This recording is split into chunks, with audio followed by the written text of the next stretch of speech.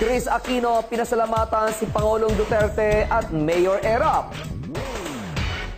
Hindi pinalagpas ni Chris Aquino ang pagpapadala ng bulaklak ni Pangulong Rodrigo Duterte at Manila Mayor Joseph Estrada sa puntod ng kanyang mga yumaong magulang na sina Ninoy at Cory Aquino. Sa kanyang Instagram account, agad na ipinost ni Chris ang mga wreath ng bulaklak na ipinadala ng dalawang government officials. Nilagyan niya ito ng caption na, "Maraming salamat po Pangulong Duterte and Mayor Erap," at may hashtag na #Undas2016. Ang nasabing mga bulaklak ay nakita sa puntod ng mag-asawa sa Manila Memorial Park bago pa man sumapit ang All Saints Day.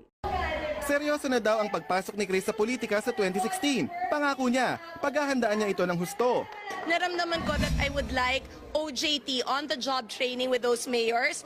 Vinolunteer ko sarili ko talaga kay Mayor Duterte. I would like OJT, on-the-job training with those mayors. Vinolunteer ko sarili ko talaga kay Mayor Duterte. I would like OJT, on-the-job training with those mayors.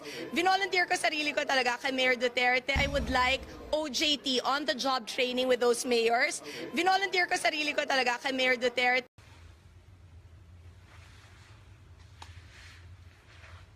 Hi, Maharlikans. Magko-comment lang po ako dito sa sinabi ng magkapatid na si Chris Aquino at saka si Noynoy Aquino regarding po dun sa paggamit nila ng chopper. So, sa hindi po nakapanood, eto po yung video ni Chris Aquino. Binubugbog po ako ngayon sa social media. Sinasabi, mapang-abuso daw ang pamilyang Aquino. Makapal daw ang mukha namin dahil ginagamit ko daw ang presidential chopper para mangampanya. Pwede bang ipagtanggol niyo ako? Kasi sa totoo lang po, 1 hour ako naghihintay. Ang mga guards na kasama ko, naloka na lang dahil binuksan ko ang pintuan at sinabi ko, maglakad na tayo! Dahil nakakahiyang paghintayin ang Hagonoy. Nalaman ko na ang vice-presidente kong si Leni Robredo nagsalita na. Kaya sabi ko, hindi pwedeng maghintay pa kayo. Kaya po ako hinihingal. 3 kilometro yung nilakad ko.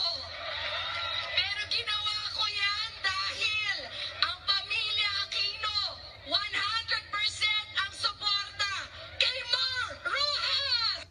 So, ayan po, napanood po ninyo sa bunganga nitong Chris Aquino na ipagtanggol daw po siya ng ating mga kababayan.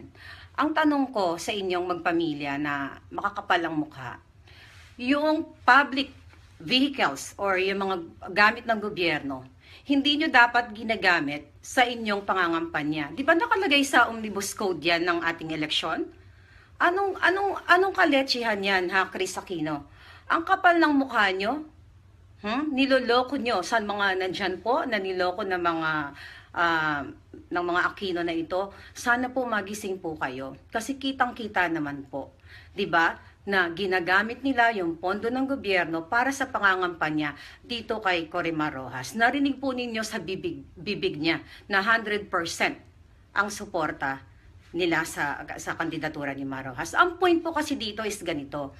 Noong panahon ng Yolanda, 'di ba? Marami po pala tayong mga chopper, government choppers. So bakit po hindi ginamit 'yon noong mga panahon nung kailangan ng ating mga kawawang biktima ng bagyo na libo-libo po yung namatay. 'Di ba? Doon po dapat kung ginamit mo Chris Aquino yung chopper na ine-explain mo na ganyan, so sana naging hero na naman kayo. 'Di ba? Yun yung yung pakitang tao niyo na hero ang pamilya ninyo. Kung ginamit niyo doon sa Yolanda victims ang chopper na yan, bakit kayo questionin ng taong bayan? 'Di ba? Dahil yun ay ginamit niyo sa taong bayan. Public funds yun. Diba? Pag-aari ng gobyerno yun. Ngayon, gagamitin nyo sa pangangampanya ng Liberal Party. Diba? Maliwanag pa. Sa puting ikinula na manloloko kayo. Kayong lahat dyan sa Liberal Party. Kaya kayo dyan sa Commission on Election, ano pang ginagawa ninyo? Dapat po may mag-file ng kaso sa mga Liberal Party na ito sa pang-aabuso sa ating pondo ng ating bayan. Wala po talaga kasing kapal ang mukha ng pamilyang ito. Ito pa po ang presidente, pakinggan po natin. Naman po ngayon lahat po ng bagay tila pinupuna. Kabilang na po yung pagsakay po ni Chris sa presidential chopper. Ano po nga masasabi niyo dito? Hindi ko rin nakita ko anong pinuna nila. Tanong ko lang, siguro pati naman ang lahat, no, na isa siya sa pinakamalaking individual taxpayer. Right? Ugali ko rin na, kunyari, merong, di ba, pagkausap natin ang mga negosyante, turo natin. Ayan, puputulin na po natin yung sinabi ng Corimao na presidente. Okay, sabi po niya na yung kapatid niya ay malaking taxpayer o malaking binabayad. So, ibig sabihin, dahil taxpayer siya, malaki ang binabayad niya, pwede na po siyang mang-abuso sa public vehicle ng ating gobyerno. Okay, so ganun po, narinig po ninyo sa bibig mismo ng pulpul na presidenteng ito. Actually, wala hong sense ang pinagsasabi niya. So, kung mapapansin niyo po sa huli ng video niya, i-forward po natin, wala hong... I think it's just not proper, no? Ayan po, ayan po. Share naman the successes. Share kami sa hirap. Actually, ayun, medyo, ayan. Kung nagiging makabuluhan, may saysay. Itong demokrasya pinaglaban ng mga magulang natin. No? Whether it's an individual taxpayer or somebody who was very close to me who shared all of the burdens. I think it's just not proper, no? Na i-share naman the successes. Share kami sa hirap. Share ko na rin yung success.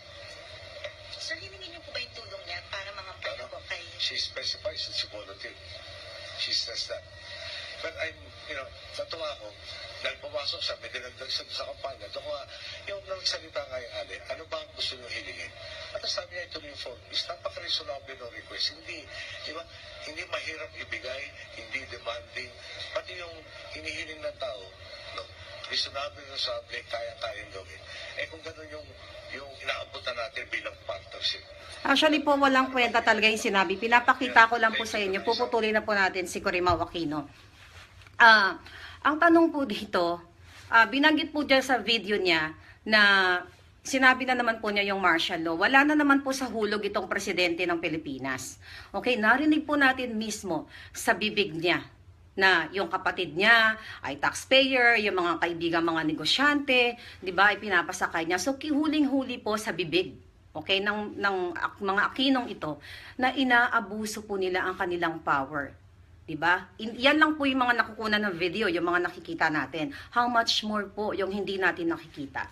So, ngayon po sa mga naniniwala pa rin sa mga kultong dilaw na ito, sana buksan nyo yung isipan ninyo. Ako po bilang Pilipino, I don't care kung sino ang kung anong apelyido ang magiging leader natin.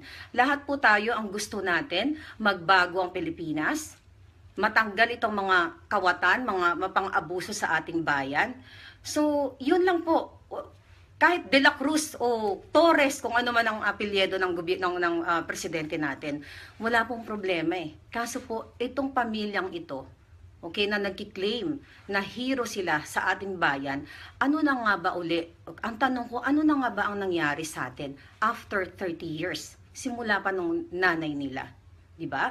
Makikita nyo, kayo kahit elementary po, kahit gumraduate sa mababang paaralan ng Mount Hibok-Hibok, makikita po dun na ang mga sagot ng mga ito wala sa hulog. Nakakaloka lang po kasi mga ito nag-aral sa Amerika, sa mga prestigious school. Pero ang pananalita po nila ay parang mga walang utak. So, nakakalungkot po at hindi ko nga po alam kung ano pang ginagawa ng Commission on Election at hindi binibigyan ng ng pansin. Nung nakaraang araw may napanood din po ako sa balita na itong mga Liberal Party dyan sa Quezon City, si Bistek, si Herbert Bautista ay namudmud po ng tig-1,000 yung kanyang mga grupo, mga Liberal Party. So huling-huli po yun sa camera. Number 1 po yung paglabag. Binabayaran po yung mga voters. Doon po sa mga voters na nakakaawa, na niloloko ng Liberal Party at ng iba pang mga parties na ginagamit ang mga kawawang kababayan natin. Para sa akin po, sige, tanggapin nyo lang po yung pera. Actually, kulang pa po yan eh. Kulang pa po yan sa mga ninakaw nila sa kaban ng bayan. Pero please, sa lahat po ng mga nagbabayad sa inyo, huwag nyo po iboto. Kasi po yung perang yan, ninakaw po yan sa mga taxpayers, sa ating lahat ng mga Pilipino. So yun lang po, sana mag-isip-isip po tayo. Huwag na po tayo magpaloko sa pamilyang Juangco Aquino. Ginagago po tayo eh. Yung Chris Aquino, mamaya iiyak-iyak na yan, drama-drama na yan mamaya. Diba? Tapos ito naman mga kawawang Pilipino, magpapaloko. Pero sa totoo lang po, yung mga naniniwala dito sa Liberal Party, hindi ko po kayo ikukondena. Naaawa po ako sa inyo. Kasi po, sabi nga po nila, hindi po ako naniniwala sa kasabihan na kapag walang nagpapaloko, okay, walang manloloko. Actually po, kung wala pong manloloko, sana po ang bayan natin ay paraiso. Dahil itong mga taong pinagkatiwalaan natin, dapat po sila ang magbigay ng magandang buhay. I mean, magandang mga proyekto sa ating bayan. Pero po ang ginagawa ng mga hayop na ito, mapagsamantala. Kitang-kita po, maliwanag pa sa sikat ng araw na ang magkapatid na ito ay mga sinungaling, mapang-abuso, okay, at manggagamit, mapanlinlang at wala sa ayos ang utak, mga krung-krung ang pag-iisip.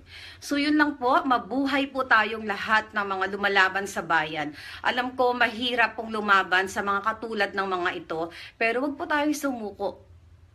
Huwag po tayong sumuko, lumaban po tayo, lalo na po yung mga nakapag-aral dyan, na matatalino, gamitin po natin yung utak, huwag po tayong magpapagamit. I mean, dahil nakikinabang po tayo, ito dilaw, dahil naambunan ako nito, napakinabangan ako nito, ito tolerate na natin sila. That's bullshit.